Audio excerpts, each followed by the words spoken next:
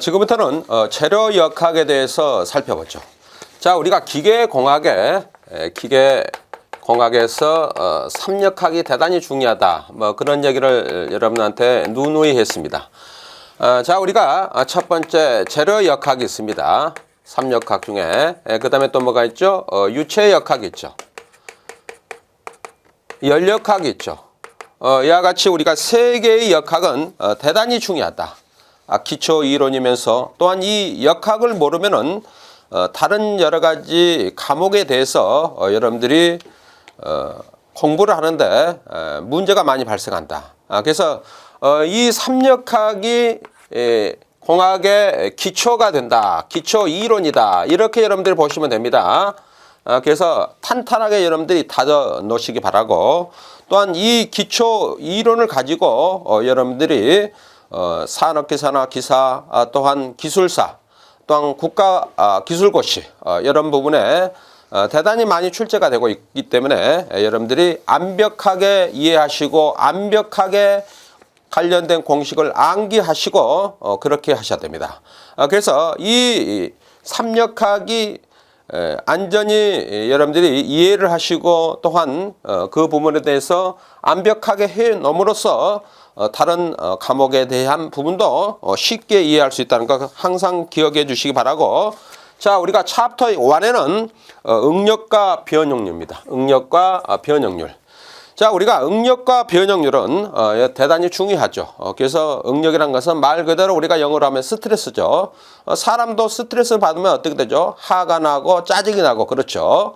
그로 인해서 또한 우리가 구조물도 응력을 받으면서 그것이 변형이 발생한다. 어떤 늘어나거나 또한 줄어들거나 이런 어떤 현상이 발생할 수 있다는 거 기억해 주시기 바라고. 자, 하나하나 살펴보죠. 자, 첫 번째 우리가 개요에서 살펴보면은 거기에 뭐가 있습니까? 재료 역학의 가정이 있습니다. 가정.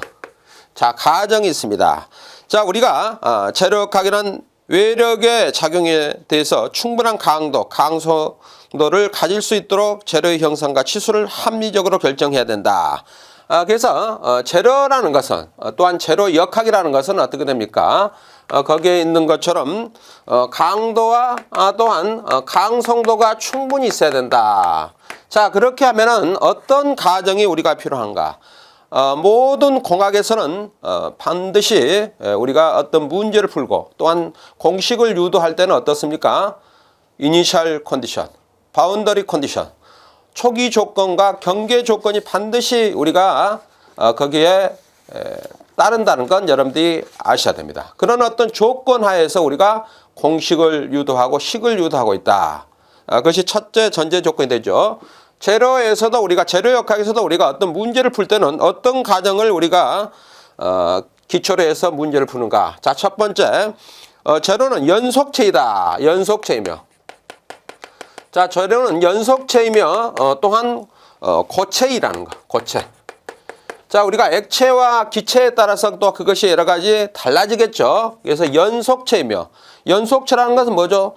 계속 연계되어 있다. 이렇게 보시면 될 것 같고, 또한 고체라는 거, 또한 균질이며 등방성이다.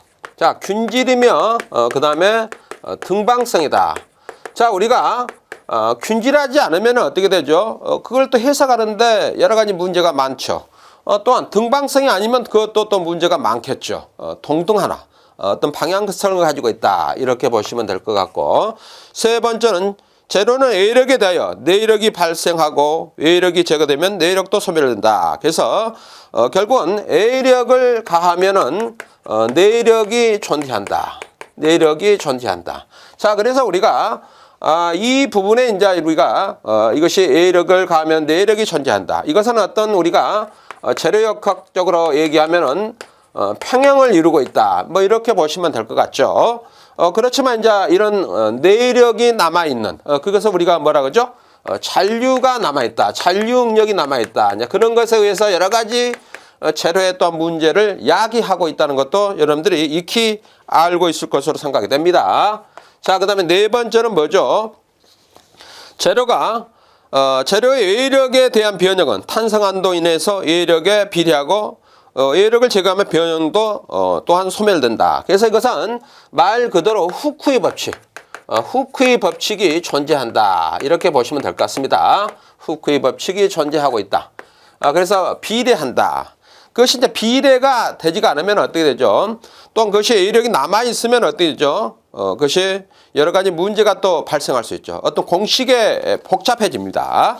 자, 그 다음에 다섯 번째는 재료가 하나의 외력을 받을 때 외력이 분력으로 각각 작용할 때 발생된 결과가 같다. 그래서 중첩의 원리가 존재한다. 중첩의 원리가 또한 이것이 적용이 된다. 그래서 거기에 있는 것처럼 뭐죠? 발생되는 결과는 같다. 그래서 우리가 다른 말로 하면은 시그마 F는 네 거로 0이고 시그마 M은 네 거로 0이 된다. 이것과 일맥상통한다는 것도 기억해 주시기 바랍니다. 평형을 이룬다. 재료에 작용하는 외력을 이 외력과 등가인 외력이 같은 부분에 작용한 것으로 친환에도 이분에 충분히 떨어져 있는 위치에서의 변용력, 응용력은 전혀 동일하다. 그래서 어떤 상황에서도 항상 그 어떤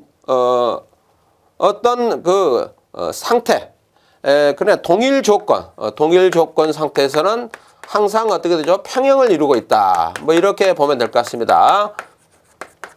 그래서 구조물에 어떤 그 부재가 있겠죠. 그 부재의 어떤 부분에서는 항상 외력과 내력의 평형을 이루고 있고 또한 그것은 항상 동일하다. 어떤 힘을 가해도 여러 개의 힘을 가해도 그 힘은 항상 동일한 조건을 가지고 있다. 그래서 그것도 알아두시기 바랍니다. 자, 다음은 하중에 대해서 살펴보죠. 하중. 자, 우리가 하중을 로드, 또 부하라고도 하죠.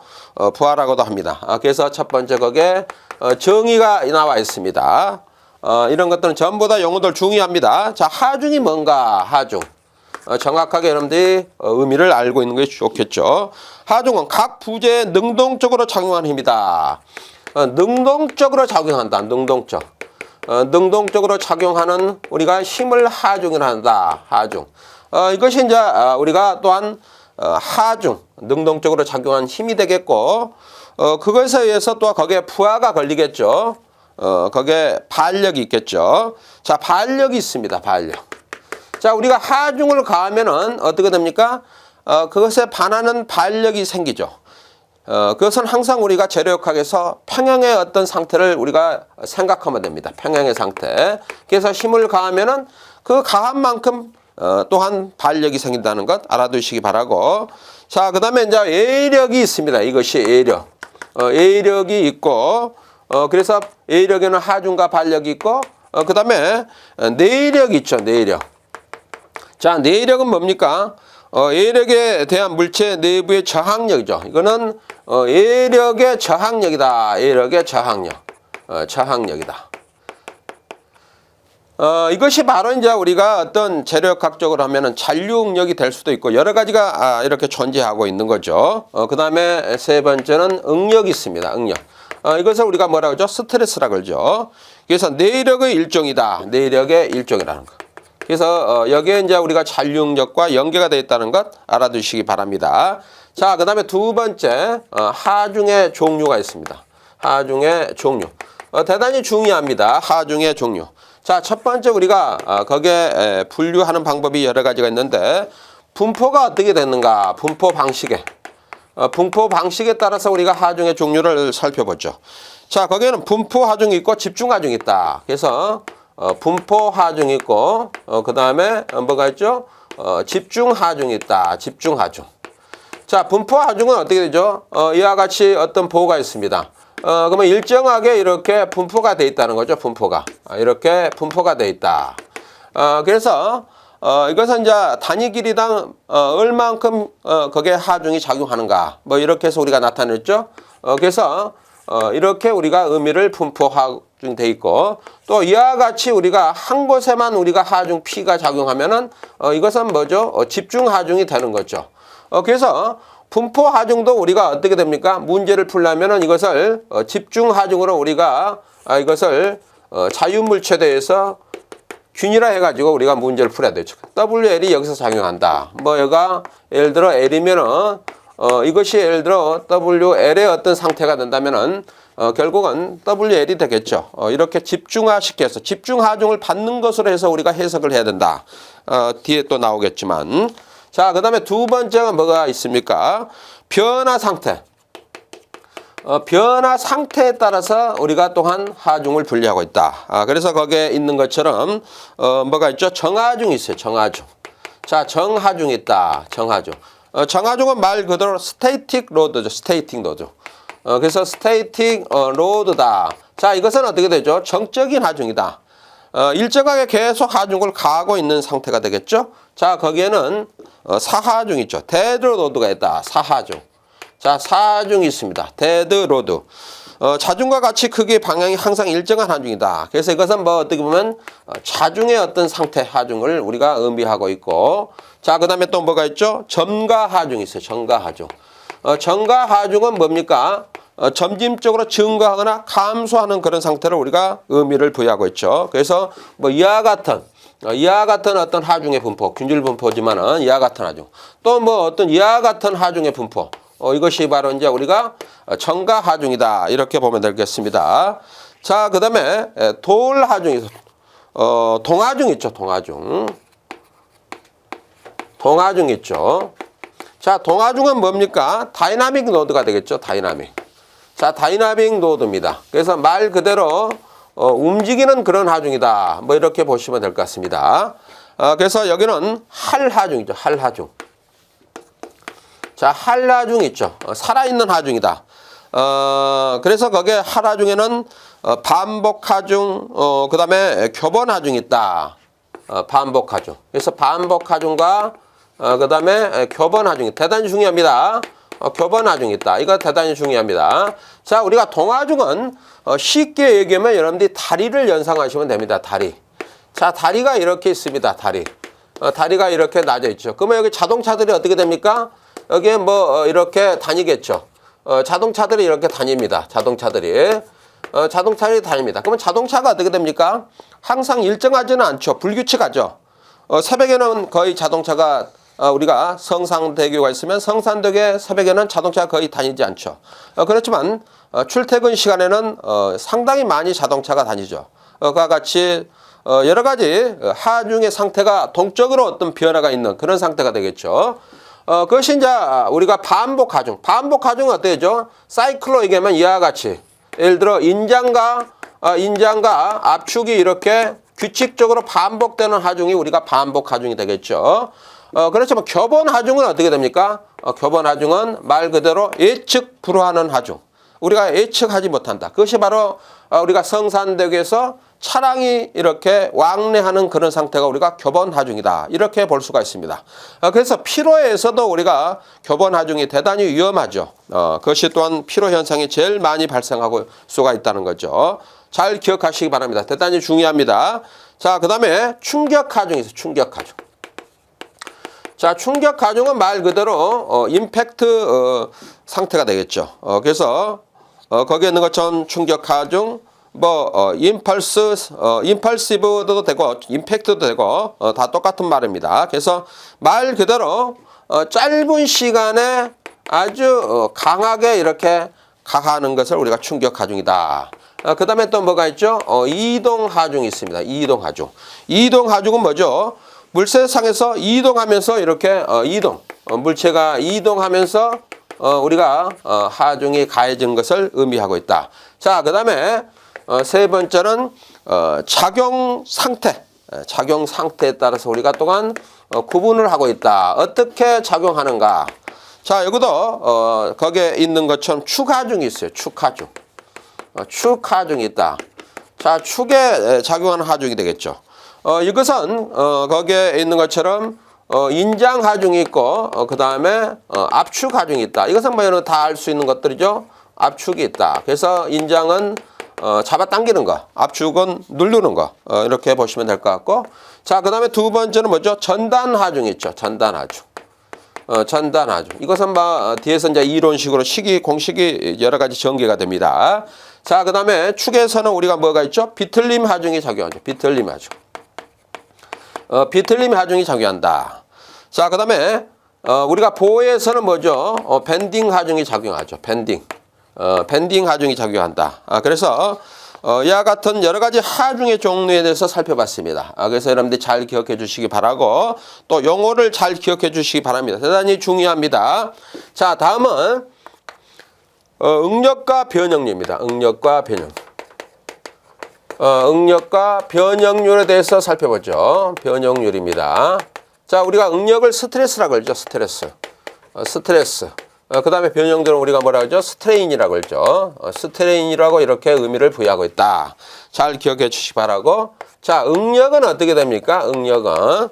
응력은 우리가 스트레스 뭐 이렇게 부르는데 내용을 한번 살펴보죠. 외력에 대하여 재료 내부에서 저항하는 성질이다. 그래서 결국 응력이라는 것은 외력에 대해서 재료 내부, 내부에 저항하는 그런 성질, 그것을 우리가 응력, 스트레스라고 이렇게 의미를 부여하고 있죠. 또한 이것을 우리가 뭐라고 합니까? 내력이라고도 한다는 거 알아두시기 바랍니다. 단위 면적당의 내력의 크기를 우리가 평균 응력이라 한다. 그래서 수직 응력. 자, 거기에 보면 수직 응력이 나와 있는데 중요한 식이죠. 기억해 주시기 바랍니다. 여러분 잘 아시겠지만 자, 응력이라는 건 어떻게 됩니까? 시그마는 이꼬르 A분의 P로 이렇게 나타낸다. 그래서 단위 면적당의 힘이다. 그것을 우리가 응력이라고 한다는 것 알아두시기 바랍니다. 자, 우리가 응력도 두 가지가 있습니다. 응력도 두 가지가 있다. 하나는 뭐가 있죠? 인장 응력이 있고 인장 응력이 있다. 그 다음에 하나는 또 압축 응력이 있다.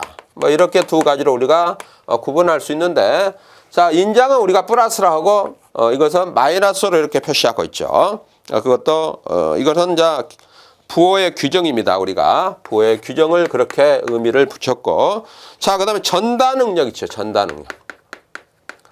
전단 응력은 가위로 우리가 자르는 것처럼 그렇게 하는 것을 우리가 전단 응력. 이거는 타우로 나타내죠. 이것도 단위 면적당의 힘이다. 그래서 여러분들이 잘 기억해 주시기 바랍니다. 단위 면적당의 힘을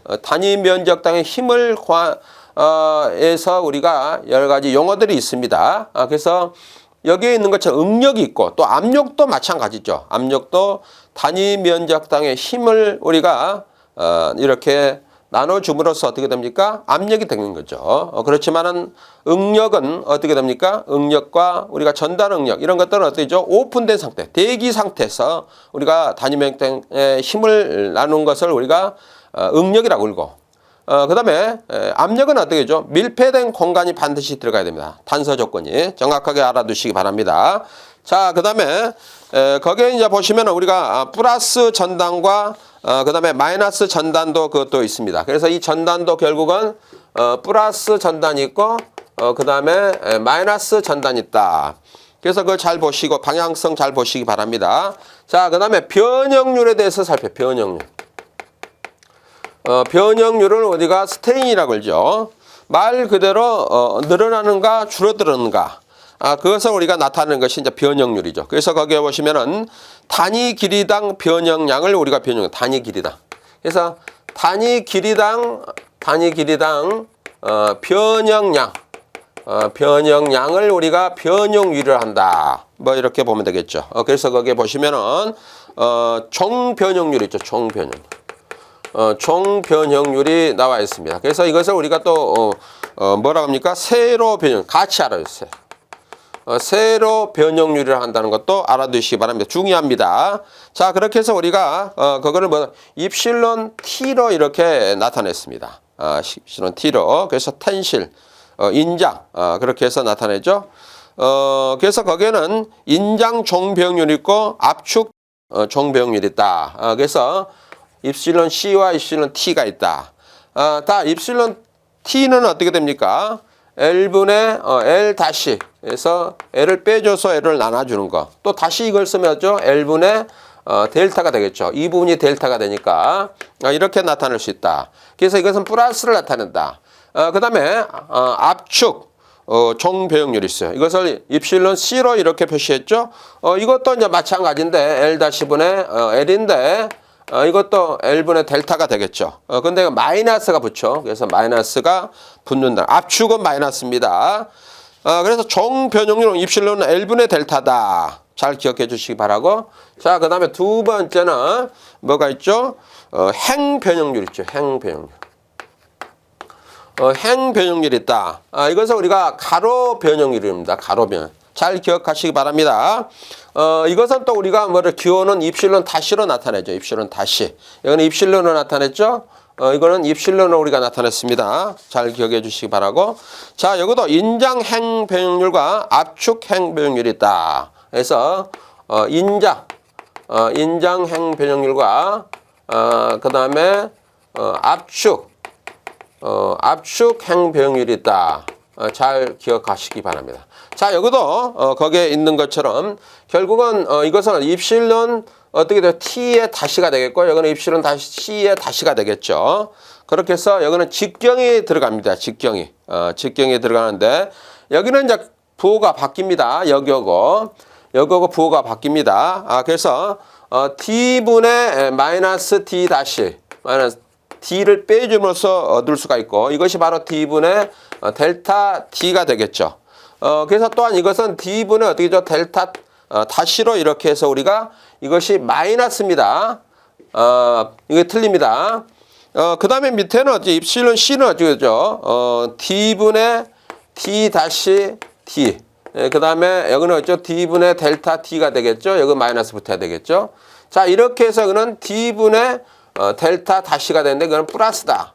그래서 이것하고 서로 상반되죠. 이것하고 혼돈하지 않도록 잘 받아주시기 바라고, 살펴주시고. 자, 세 번째는 전단 변형률. 전단 변형률입니다. 자, 이것을 우리가 뭐라죠? 감마로 이렇게 나타냈죠. 감마. 그래서 전단 변형률은 어떻게 우리가 나타내는가? 전단 변형률. 중요합니다. 전부 다. 변형률 기본식들이죠. 기본식들입니다. 자, 이거는 어떻게 되죠? 누로 이렇게 해서 나타내고, 또한 이것을 어떻게 됩니까? L분의 델타 S로 나타내죠. 델타 S. 델타 S로 나타내죠. 그래서 감마해야죠. 감마로 나타낸다. 그래서 또한 이것은 어디죠? 탄젠트 뭐죠? 파이다. 거기에 나와 있습니다. 전단. 그래서 거기에 보시면은 이와 같은 상태죠. 이와 같이. 처음에는 이렇게 돼 있는데 이렇게 되어 있죠. 고정이 되어 있죠. 그래서 여기다 힘을 가하면, 전단을 주면 어떻게 됩니까? 이분이 바뀌죠. 이렇게 지금 되는 거죠. 이렇게 되는 거죠. 그래서 여기에 뭐가 있죠? 여기가 파이가 되죠. 여기는 고정되어 있고, 여기는 이제 변형이 되는 거고, 이런 상태가 된다. 그래서 여기가 뭐죠? 여기는 델타 S가 되겠죠. 델타 S. 델타 S로 표시한다. 그래서 이것이 바로 이제 이것과 연계가 된다. 이렇게 보시면 될 것 같습니다. 잘 기억을 해 주시기 바라고. 그 다음에 최적 변형률이 있어요. 최적 변형률. 최적 변형률에 대해서 살펴보겠습니다. 자, 우리가 최적 변형률은 어떻게 됩니까? 거기에 최적 변형률. 최적 변형률을 보면은 거기에 어떻게 돼 있죠? 거기에 보시면은 말 그대로 최적이 이제 이렇게 바뀌는 거죠. 그래서 부피죠, 부피. 부피를 우리가 의미하고 있다. 그래서 최적 변형률은 거기에 있는 것처럼 어떻게 됩니까? 최적 변형률입니다. 자, 이것은 어떻게 되죠? 거기에 처음 최적이 있겠죠. 처음 최적. 처음 최적에서 변형된 최적. 최적의 변형량. 최적의 변형량을 우리가 이렇게 나눠줌으로써 변형률을 얻을 수가 있다. 그래서 이것을 또 어떻게 우리가 나타냅니까? 입실론 V로 나타내. 볼륨을 해서. 그렇게 해서 V분의 V 다시의 V. 또한 이것이 V분의 델타 V가 되겠죠. 그렇게 해서 우리가 나타낼 수 있다. 자, 그렇게 해서 우리가 거기에 최적 변형률에 이렇게 관계된 부분이 나와 있습니다. 그래서 식이 이제 좀 복잡한데 그것을 한번 여러분들이 거기에 책에 있는 것을 참고해 주시기 바라고. 자, 결국은 최적 변형률은 어떻게 되는가? 최적 변형률을 우리가 입실론 V라고 했을 때 결과식만 나타내면 V분의 델타 V가 되겠죠. 여기 델타 V죠. 이렇게 해서 결국은 어떻게 됩니까? 거기에 A의 3승분의 A의 3승분의 그 다음에 A의 3승인데 그 안에 어떻게 됩니까? 1 플러스 입실론 1 그 다음에 플러스 입실론 2 플러스 입실론 3 이것을 이제 가로 닫고 마이너스 A3를 빼줘야 되겠죠. 원래의 최적을 빼줘야 되겠죠. 여기에 이것이 A3가 되고 그 다음에 V-가 이 부분이 V-가 되겠죠. 이렇게 되는 거죠. 그래서 이 부분이 V-가 되고 V-가 되고 그 다음에 이 부분이 V가 되는 거죠. 이렇게 됐어요. 그렇게 해가 정리를 해보니까 어떻게 됐습니까? 결국 입실론 1 플러스 입실론 2 플러스 입실론 3였던 상태를 가지고 있다. 그것도 이제 여러분들이 알아두시기 바라고. 거기에서 이제 또 중요한 것은 등방성 제로일 경우는 입실론 V 최적 변형률은 어떻게 됩니까? 플러스 마이너스 3 입실론이 된다. 그래서 입실론 V는 플러스 마이너스 3 입실론 V가 된다는 것도 알아두시기 바랍니다. 입실론이 된다는 거. 그래서 등방성, 이건 등방성. 등방성인 경우에는 그렇다. 자, 그렇게 해서 우리가 살펴봤고, 다음에는 거기에 우리가 세 번째 응력과 변형률 관계. 자, 응력과 그 다음에 변형률의 관계를 한번 살펴보죠. 변형률 관계. 관계에 대해서 살펴보죠. 자, 거기에 여러 가지가 있는데 거기에 우리가 처음에 본 것처럼 뭐가 있죠? 신장률이 있어요. 신장률. 자, 신장률이 있습니다. 신장률. 신장률을 우리가 다시 말로 하면 연신율이죠. 전부 다 기억하시기 바랍니다. 중요합니다. 자, 이것은 L분의 L-L을 하고 앞에서 다 배웠습니다. 곱하기 여기다 100을 해줌으로써 우리가 퍼센테이지로 나타난다. 이것이 바로 신장률, 연신율이 된다. 율이 되죠. 율이 들어가면 무조건 퍼센테이지입니다. 그렇게 알아두시기 바라고. 그 다음에 또 뭐가 있죠? 단면 수축률 있죠. 단면 수축률. 자, 단면 수축률이 있습니다. 단면 수축률은 어떻게 됩니까? 단면 수축률은 거기에 있는 것처럼 이것은 말 그대로 A분의 A-A 이렇게 돼서 여기다가 어떻게 되죠? 이것도 100을 곱해서 퍼센테이지로 나타나는 것이 단면 수축률이다. 그것도 참고해 주시기 바라고. 그 다음에 이제 파괴 형식이 있습니다. 파괴 형식. 파괴 형식. 파괴 형식은 어떻게 되는가? 파괴 형식은. 자, 거기 있는 것처럼 연성제로는 전단 파괴이고 치성제로는 분리 파괴다. 그래서 연성은 전단, 연성은 연성 파괴. 연성 파괴는 거기에 전단 파괴이고 치성제로는 분리 파괴가 발생한다. 이것도 알아요. 치성제로는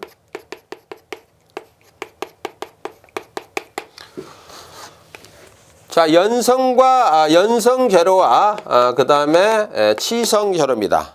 치성제로인데 연성제로는 거기에 전단 파괴, 치성제로는 분리 파괴 이렇게 되는데 좀 바뀐 것 같아요. 그래서 치성제로가 전단 파괴라고 보여요. 전단 파괴. 치성 부분은 바로 파괴가 되죠. 바로 파괴가 됩니다. 그 다음에 이것은 분리 파괴되죠.